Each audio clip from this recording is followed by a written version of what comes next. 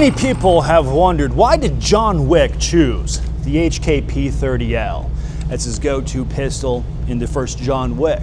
And I think that is a fascinating question. And today on Administrative Results, I try my darndest to answer such a question.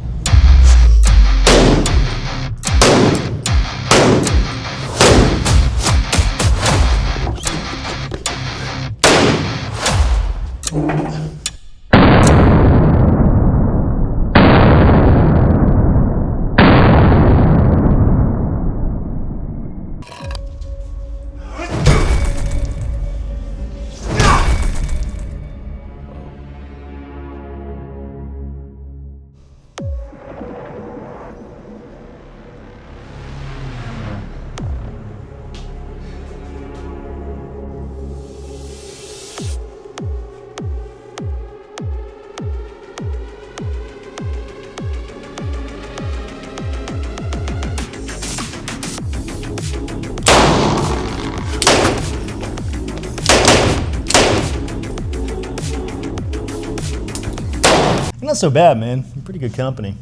You're not bad yourself.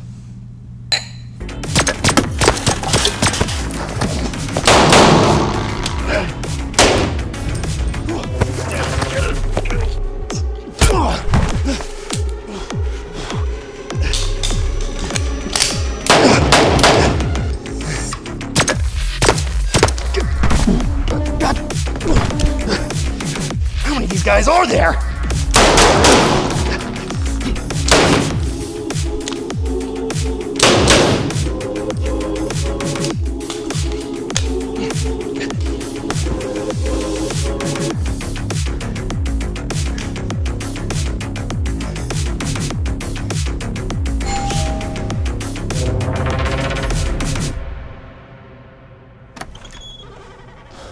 Hey, Edmund. Hey, Colton. You, filming again? Something like that. Let me know if you need any help. Thanks, Colton. Good night. Good night, Colton.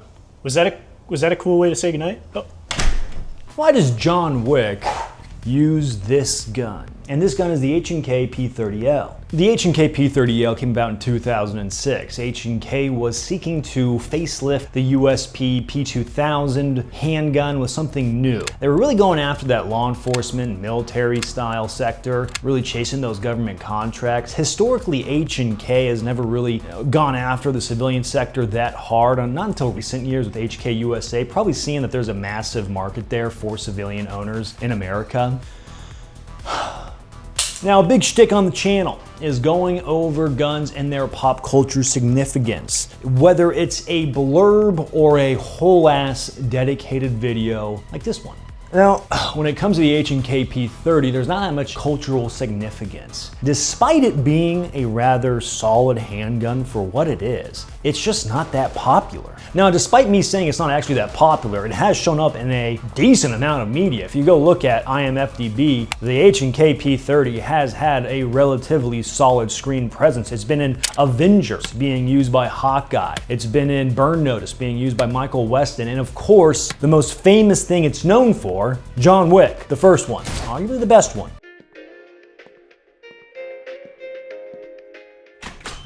Gentlemen, I know I caught you on the toilet drinking your coffee, eating your beer. That's where I watch YouTube from, so make sure you like and subscribe and leave a comment in the comment section down below, because your comments are a sacrifice to the algorithm gods. YouTube doesn't like what we got going on here, so that interaction does help a lot. Now, the thing about handguns and media is that they are either a tool to help drive the narrative forward, like you're holding someone at gunpoint and that's about it, or they are the do-all, end-all weapon. What I kind of mean by that is that in some movies, the conflict is so large and so massive that a handgun feels like an inappropriate tool for the job. The first thing that came to mind when I think about this, Tom Hanks, Captain Miller bleeding out at the end of Saving Private Ryan while he's just defiantly shooting at a Tiger tank that slowly rolls towards him with his 1911. Everyone knows it's not going to stop a Tiger tank. I love that there are still people that may think it actually killed the Tiger tank and not the P-51 Mustang flying over. Those people can vote. Their vote counts the same as yours, Colton. Women got the vote and there's nothing we can do about it. Unless It's alarming. Now, of course, this may not be the best example because in 1911 single-handedly won not just one World War, but 2 World Wars back to back. It is the greatest weapon of all time. The other example is what we're kind of going over, but literally John Wick going into a nightclub with 50 plus bad guys armed with 2 pistols, a few mags, and sheer will, and taking them all on. Now, of course, John does use some other weapons in that film, but his plan of attack was taking his handguns and just going buck wild. And in media, there kind of is a trend of that, and there's a time and place where in certain settings, a handgun is a rather powerful tool, but I think you're kind of getting the gist where it's like in film, you have scenarios like maybe interpersonal violence, handgun's a big deal, or you have like all-out warfare, a handgun's not that big of a deal. Now, of course, the question at hand, why did John Wick choose the HK P30L? I guess and a Glock 26, but that's not really the star of the show, now is it? Now, funny enough, there's not really a direct answer that I could find. A buddy of mine that I got in contact to help make this video, using the HK stuff, and more on him in a little bit, he actually knows who the armorer was for the movie. Now, problem is that the armorer, 1, really likes his privacy, and 2, hates talking about John Wick. If this is the case, I, as a YouTuber with a massive platform, like a relatively good sized platform, it's average, am not going to go bug some dude that values his privacy. I love you guys, but I'm not gonna bug someone over this, right? It's just a silly YouTube video. Now, of course, Tyler did fill me in on some stuff, but we were ultimately left up to make some well-educated guesses.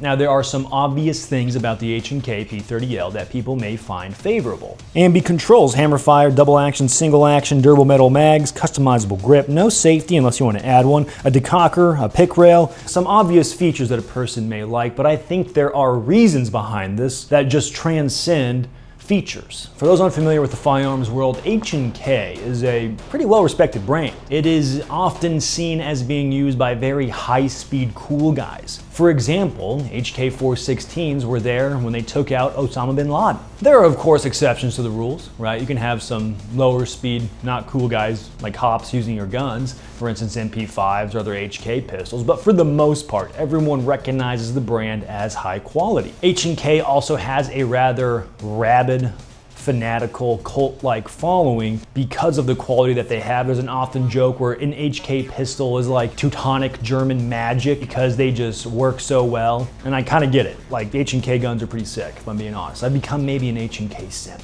Perhaps I'm going down that pipeline. How does that make you feel, Colton? Hey, you see that guy, Colton? Mm-hmm. That's Wally. That's who I brought on to film for you when you were on vacation. How does it make you feel? That guy's taking my job. He's taking your job. All that to say, the brand is associated with professionalism.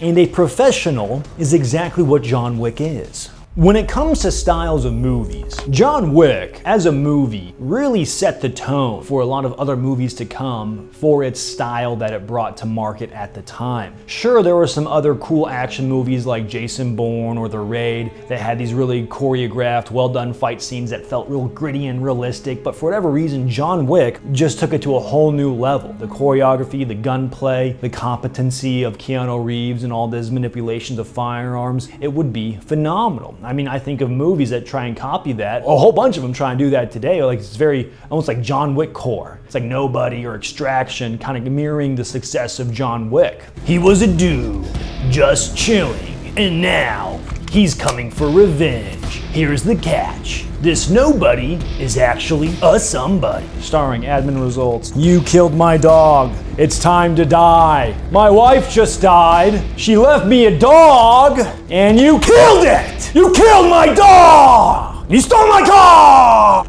All right, so funny enough, I don't remember watching John Wick 1 in theaters. It came out in 2014. I'm gonna make you guys feel old. I was still in high school. I am now Unk status though, so I am one of the old guys. When that movie came out, didn't think anything of it. I would eventually watch it, and I was like, holy shit, this movie is bonkers. I was rewatching it last night with my old lady, and I remember watching the first part of the movie, distinctively remembering like, is this gonna be like, is this ever gonna pick up? It's kind of boring. I'm just watching Keanu Reeves mope about until we get to his house. And that's where it's like, oh, like it's been hinted at. John Wick is this badass. He is the Baba Yaga. He's the guy you send to kill the fucking boogeyman. He's the dude. You weren't shown any of it. You were kind of like told about it. You heard there's rumors, and now it's finally gonna happen. And then you see John off the rip get like a sick, nasty triple kill, going into a quad feed with his HK P30L. And that was like the first time you got exposed to the HK P30L, and you're like, I really want that gun. I don't know why. I just watched Keanu Reeves dome like 15 dudes with an HK P30L. Perhaps I should probably buy one. That's what it was like. That's the insanity that I remember feeling when I didn't even know what the HK P30L was at the time. I just remember like, oh yeah, I want that gun.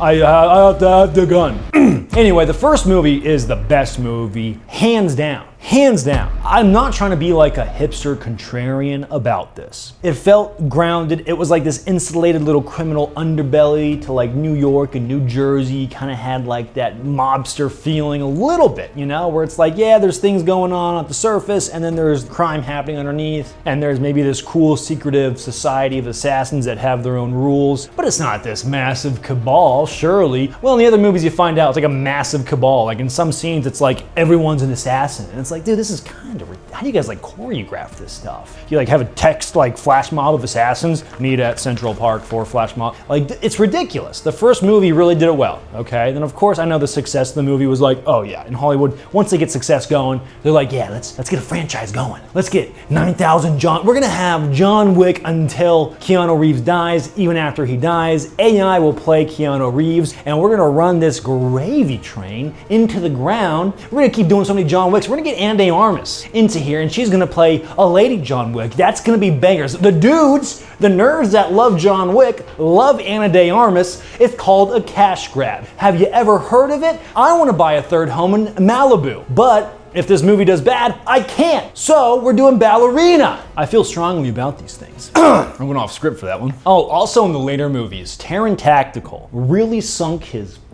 little claws deep into the John Wick franchise and turned it into a 3-gun match on the fly. What made it cool with running the HK P30L, like this gun that had soul, Taran's like, what if we did a Taran Tactical tricked out Glock, and or we did a Taran Tactical Sand Viper or a 2011, whatever the hell you want to call it, and then we're gonna run it like a 3-gun match with all these tricked out rifles. And it's like, well, okay, hold on. 3-gun is cool, 3-gun is sick, but I don't imagine my assassins running around conducting a 3-gun match on each other on the fly. Maybe that's the trick. Maybe that's what the secret sauce to gunfighting is. You just like stage a shotgun somewhere and you somehow fight back to it as all the bad guys perfectly choreographed come into your kill zone, and then you pick up a shotgun and start melting souls. It's cool, right? But it doesn't feel as grounded as the first one did, and it was so good, dude. It was so good. Do I sound like I'm coping and seething because of all the Taran stuff in John Wick? It may. Listen, nothing against him. If I could get any of my stuff into a movie, yeah, I'd be chomping at the bit too, big dog. I'd be absolutely being like, yeah, we're gonna get some admin results shit into a movie because, yeah, that'd be sick. Oh, it's only you. I thought you were a Vigo. Well, anyway, this video is sponsored by Americana Pipe Dream Apparel. Fantastic young Zoomers getting after the milsurf space and arena. They have a whole slew of cool items, night vision knives, e-bikes, manuals, and of course, military surplus clothing. And they're even making American-made jackets that look very stylish and of course, are American-made. Wow, how Americana of them. Code ADMIN gets you 10% off at the store. We also have to thank Optics Planet, the optics sponsor of the channel. I like optics, and I like being on a planet. And you clearly saw we were using some Jello shots from Badlands Ammo, the ammo sponsor of the channel. If you like low recoiling 9mm rounds so you can trick your friends into thinking that you're a better shooter than you actually are, then Jello shots may be just for you. So one thing I do like about the marriage of the P30L John Wick is it represents a long-standing tradition of H&K polymer guns, pistols particularly, being used by competent characters with good weapons handling. I really do like that. You can even take it back to, off the top of my head, thinking of Heat. Robert De Niro's character at certain points throughout the film had a USP. Then we go to Collateral. You have Tom Cruise using USP 45. Phenomenal scenes there. You have Jack Bauer, 24. You have Blood Diamond Danny Archer with USP Cs. You know, just really cool movies with competent characters and good firearm skills. I love that tradition, and what's cool about John Wick using a P30L is that both in real life, the HK P30L was brought about to be the upgrade to the USP or P2000, and John Wick, the movie, is kind of like an upgrade to the action franchise. So it's like a, kind of a fun symbology there. You like that? I thought that's pretty cool. Yeah, give me a round of applause, guys. Thank you. Perhaps I'm just a USP simp. I love the USP. And the HK P30L gun represents professionalism. It's like a perfect fitting firearm for a person like John Wick. If you go revolver, whether it's like an old school cowboy single action, you literally think cowboy with a single action revolver. With the double action revolver, you think like hard-boiled detective, crime-ridden city. If you go 1911, you think of like Clint Eastwood. If you go Glock, you think too generic. I mean, in later movies, customized Glocks would be like protagonist-style guns. What about like a big old hand cannon, like a Desert Eagle or something like that? But then it's just kind of like too over the top because you're going for that tactical realism. And the Desert Eagle in the firearms community isn't really seen like a realistic duty-style gun. So the 9mm P30L is essentially perfect for the job for this movie. John using the HK P30L, and then of course a lot of the bad guys having Glocks in the movie, is like a fun representation that H&K is a cut above the rest. Funny enough, the only guy in the first John Wick to keep like getting the best of John was using a Glock though. He was using a Salient Arms Glock in particular, and he always kept getting like the one-up on John until eventually he got killed, but I thought that was kind of funny. It's like the greatest subliminal marketing that H&K ever could have asked for was John Wick. It's like you could be a Glock user, or you could be an HK user who cuts down the Glock peasants. What are you gonna do? Okay, because I have the P30L talking stick.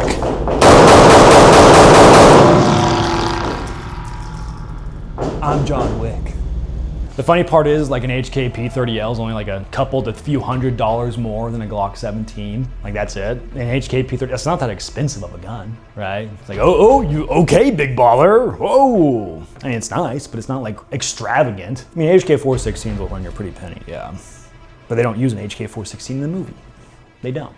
They use a Kohari Arms. Maybe I'll save that for a future video, if you guys like this one. Maybe not. Maybe fuck you.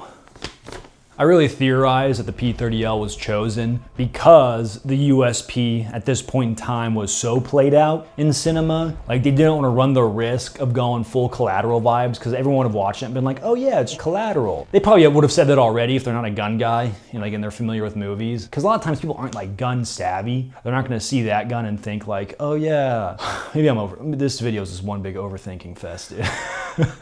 Now, of course, I'm talking all this trash about Glock, but John Wick uses a Glock 26 as his backup handgun. That's because the HK P30SK, the subcompact, didn't exist when the movie came out. They filmed in 2013, and then it came out in 2014. The P30SK didn't come out until 2015, I want to say. That would have been cool if the P30SK was around for the movie. Of course, things happen, but it would have been cool to see like John has big P30 and John has little P30. He found his pistol platform, he loved it, and he stuck with it. And like, that's kind of true to gun guys. Like, some gun guys are very ritualistic with their firearms. Like, once they find something that they're just phenomenal with, they're gonna stick to that platform. There's like the whole machine spirit I think gun guys have, and I think that's true to form. But P30SK didn't exist yet, so Glock 26 it is. I'm like Black Widow from Avengers, dude. Dual Glock 26s. Only a girl with dual wield Glock 26s. The perfect gun for females. Kapow!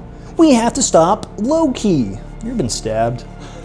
Losing my mind. They're gonna put me on a watch list. A YouTube watch list. So one thing about the gun that really stands out in the movies is the compensator. Without that compensator, it wouldn't really be like the John Wick gun. It would just be another P30 or a P30L. Now, compensators do have a practical use case, but I think there is more than practicality there, and there is also a lot of movie magic that goes into it. The visual, the visual. The compensator adds length. The compensator adds length to the gun, and yes, the low-hanging fruit of jokes that I can make are abundant, but I promise I am not a 12-year-old boy, so I will not go there. But the length that it gets on screen helps to the ominous nature of the handgun. Here we have a demonstration. Look at that. Colton, do I look scary? All right, watch this. How about now? Do I look scary? Still pretty scary. Shit, you're supposed to say no. An instance of this was actually with the show The Walking Dead. They were doing screen testing with Rick Grimes' character, and I believe originally they wanted to do one of the 4-inch something Colt pythons because Georgia State Police actually used pythons as some of their duty weapons. What they ended up going with was a 6-inch python because it looked cooler on camera, and that's honestly showbiz. So it makes a lot of sense if you want to give this super hyper killer assassin a more ominous look with his handgun and more distinctive look, then the Compensator is a good way to go. I really do wonder if they made sure to keep John Wick's P30 black to not just match his aesthetic, but because like Lara Croft had compensated USPs in Tomb Raider, so they didn't want to look too like Lara Crofty, you know? I guess, I mean, right? It's not bad like him. What if, you know? If only the armorer would talk to me. Hey man, if you're out there, 1, love your work. 2, feel free to hit me up if anything's wrong. It's all wrong! Don't waste your time on me, you're already the armorer inside my head. Now, the Compensator also helps out in the blank fire department. If you're running a lot of blanks through this thing, a comp on there done up a certain way can help out with the lower powder charge and cycling the handgun. Now my buddy Joel of Otter Weapons Works, who you all know as Fat Marcus Luttrell, got me in touch with a gentleman named Tyler. And Tyler runs Defender Co. And Tyler painstakingly remade the Compensator from the movie. This thing right here, this thing right here. Now what you'll notice about this thing over the B-roll that we'll be playing is that this Compensator actually has no ports in it, and that's to also help out with the low powder charge. So when we were doing the live fire, this Compensator actually has ports drilled into it, and of course you can't see because my camera picks up my eyes. There you go. It has holes drilled into the Compensator to help compensate recoil. Perceived recoil. Now real quick, I do want to give a big shout out to Tyler because he helped out a bunch with this. He's the guy that built out the case you've been seeing in B-roll, provided us with some pistols to go over for this episode, and I gotta give him a shout out because what kind of gentleman would I be if I did not? Defender Automatics makes duty-grade Heckler & Koch accessories to OEM quality standard. They manufacture thread-on compensator, weapon light adapters, steel mag wells, magazine extensions with more HK products in the works. Can't really tell you to go look up their website because YouTube will nuke me from orbit, but you can check him out. I'll link his channel down below and you can check him out from there. I hate this place, this zoo, this prison. I'm just gonna start saying that every time I talk about YouTube. It's gonna go full, what's his name? Agent Anderson from The Matrix. Another Keanu Reeves reference. Damn, am I good! So Tyler, thank you for helping out with this video, man. I do appreciate it. Oh, Tyler actually even had Blanton Bourbon Whiskey. Blanton's? I mean, Tyler went full Autismo for John Wick. How I went Autismo for Blood Diamond, Tyler went that for John Wick. So you gotta find the right people in life. They'll help you go a long way. Thanks, man. They also had to do some more work to the gun. I think they had to like cut down some of the barrel chamber area to help with the recoil for cycling those blanks. And blank guns can be rather finicky to work on, and it takes like kind of like an experienced guy to make sure that they are reliable. So it's a lot more detail going into that. It's a very simple detail, but it's putting in a lot of work. On a different note, it does kind of bum me out that like a lot of movies now will try and stay away from blank fire guns because of Alec Baldwin on Rust. When I feel like blanks add so much to a film. Like imagine watching Heat without blank fire guns, dude. Like I hate watching like gun shootouts in cinema and it's just like cheesy. You could tell it's like the electric VFX, which we're gonna do probably for our skit, but it's like, dude, it's just not the same. You don't see the bolt moving, you don't see like the gunpowder and like any sort of like felt perceived recoil. Now on the realistic side, compensators do help out with managing recoil. When you fire a gun, there is quite literally contained mini explosion going on inside that firearm, right? A firing pin strikes the primer, igniting the powder, and then that's when the explosion happens, and then all of that energy propels a projectile through a barrel that is typically rifled or has grooves, and those gases are wanting to expand, and that's where the compensator comes into play, because as the gases expand, as that bullet leaves the barrel, you're gonna have like physics take place. Every action is an equal and opposite reaction, so you're gonna have perceived recoil and/or recoil. With a compensator, you can take those gases and direct them in a way that can be advantageous to a recoil pattern you want to achieve. So typically you're gonna have cuts on top of a compensator so you can help drive recoil down to have faster follow-up shots. John Wick is really just concerned about his split times. Historically speaking, you wouldn't really see a lot of compensators in a tactical setting. It's not until recently that we start to see more either barrel cuts like that, where they have kind of like a redirection of gas for helping out with recoil, or just outright like more compact compensators. It probably was more of like a competition setting thing for trying to get the edge everywhere you can. But now in like 2025, compensators have become more popular and prevalent. In 2013 when they filmed, you know, who's to say what it was like? But I'm willing to take a chance and say that it wasn't that popular. I've been wrong before. I'll tell you what, trying to draw with the suit on a compensator, like you get to go like, whoop, like really far out, like you're drawing Excalibur out, dude. There are trade-offs with the compensator. For instance, if you were to like conceal carry it inside your waistband, you just have a gun that's now way longer, so it's even more uncomfortable. And then there's also the fact of trying to draw it from a holster. You have to clear out even more of the barrel. So if there's an unexpected threat, you may die. But if you're John Wick, you are the unexpected threat. Observe. See how long that took? See how much I had to move my arm? The gun's still in. There it goes. Whereas no compensator, dude, night and day. I'm John Speed. We're talking about John Wick, but I'm John Speed, dude. Quickest draw in the West. Working again, John? Sound like that, Jimmy. Now, in theory, could John Wick's gun have been cooler? And the answer to this is kind of subjective to taste. The cooler in question is a handgun tricked out with more whiz-bang gadgets, as your grandpa may call them. Talking about a red dot and a flashlight. Hell, maybe even John could have gone the suppressed route. Or he could have put the beam on the blicky. Pistol red dots have technically been a thing for a long time. It's not until recently in the 2000s that like they got to a point and shrunk down to be much more practical. Like the Trijicon RMR was kind of like the leader in this field for a bit until a lot of other companies caught up, in my opinion. Yet again, could be wrong.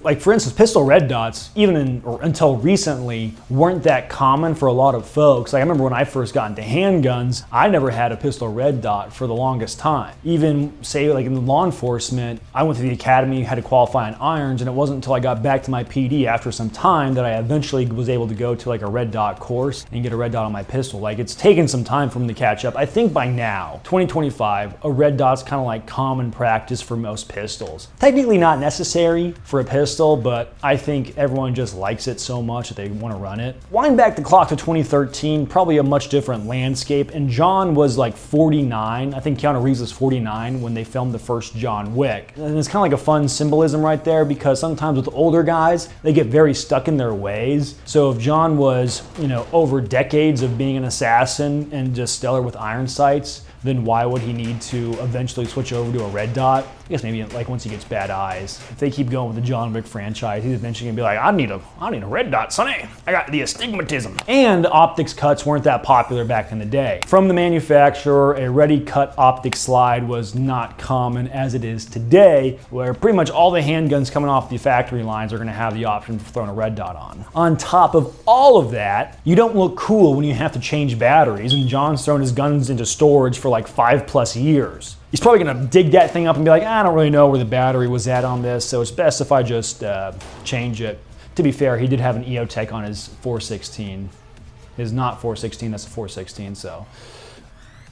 Could be just speaking out of my ass. The next thing would be like a weapon mounted light, like a Surefire X300. You know, it's good to see a threat in the dark, but John is the threat in the dark, so I guess you don't really have to worry about it there. He's the one that everyone's worried about. Like when the henchmen show up at his house, they all have weapon lights and suppressors on their Glocks, but I guess John doesn't care, so I don't care. All of Vigo's henchmen had weapon mounted lights and they got killed, so why do I need one? Clearly this movie is real life. This is real life. John, do you want a pistol red dot for faster target acquisitions and a weapon light for seeing in the dark? No.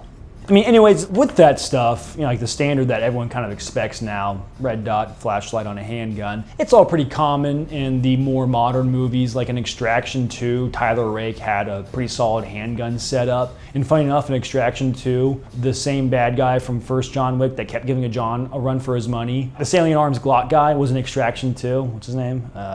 Daniel Bernhardt. I thought that was a fun detail. It's kind of cool. No one ever talks about the sheer fact that John Wick's is wearing a dress belt holding up all of his kit. That is suboptimal.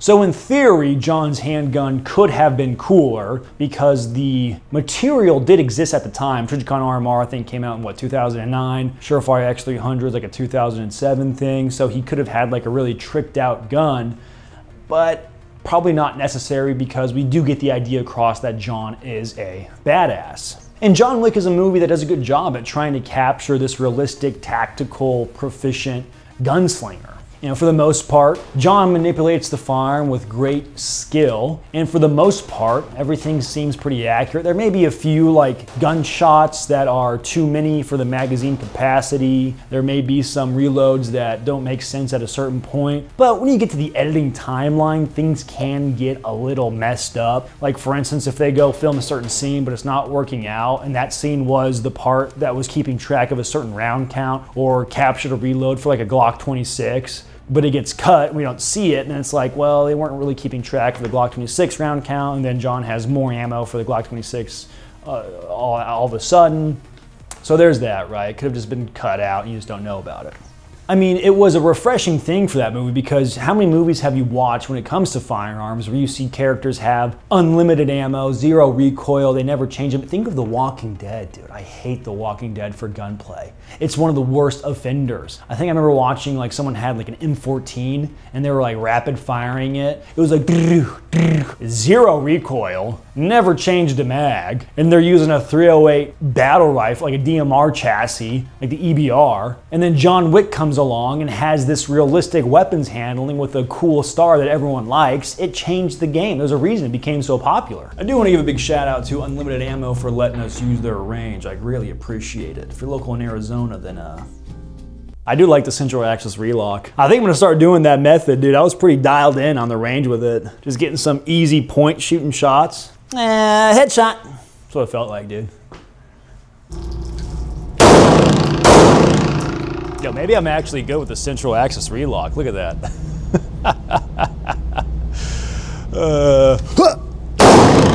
I'm John Wick. I am Wick John. Oh my God, it's John Halo. Don't. I think an interesting dynamic to play with is the idea of how expendable your guns are. For most gun guys, the idea of losing your firearm is the highest level of nightmare there is. Many guys consider a firearm like not just a practical tool for self-defense, but a monetary investment. If they baby that thing, they're probably banking that it's going to go up in value and then they can sell it and make some money off it. Oh, let me take that money and put it elsewhere. Imagine losing your gun. I don't need this anymore. Oh, this? Don't need it. Insufferable. Now with John Wick putting himself in these hyper-violent situations where even a high-speed cool guy would probably get smoked eventually, some bad guy sneaking up on your 6 is gonna kill you. He probably has the mindset of like, you know, I'm really going into this crazy scenario. First off, you're putting yourself in harm's way, so whatever happens, happens. But he could probably run the risk of like, well, if I lose a handgun in the process, it's just another tool I lost as part of the job, because in a way, he's a tradesman. His trade just has to be super violent. Being every good tradesman wants to get the best tools for the job, and he's probably thinking this P30L is a great tool for the job, but you know, sometimes tools get damaged or break, and that's part of the game. But it could be his thought process. I'm not John Wick though, clearly. I am the Baba Yaga. JK, I'm the guy that would get killed by the Baba Yaga. You know, I think I'm pretty hot stuff, and then it's like, yeah, we're worried about some guy named John Wick, and then I'm the dude that gets stabbed in the eye by a pencil. That's me, dude. I, of course, have always been someone that has thoroughly enjoyed the John Wick franchise, and it's a cool opportunity to go over the legit John Wick setup from the movie. If you guys enjoyed this, perhaps we can even get some more guns from the John Wick franchise on the show for you. But if you didn't, then I'll probably still do it anyways. Got nothing else for you. Bye. You guys want to see John Wick's knife? It's really cool. He's a gooner like you guys. He goes to In-N-Out. Bet you didn't know that. Colton want me to troll you guys.